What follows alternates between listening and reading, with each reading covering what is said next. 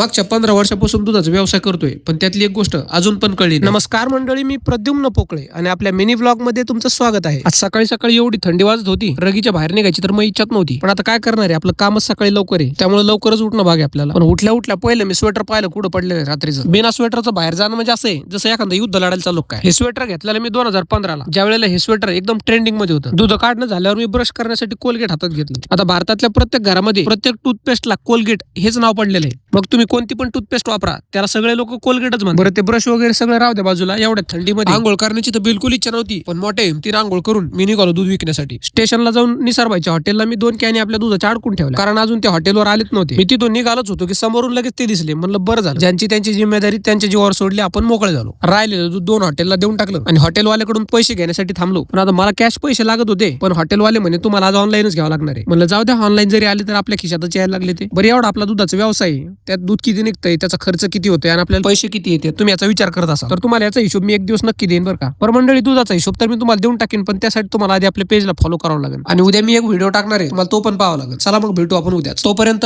Ram Ram.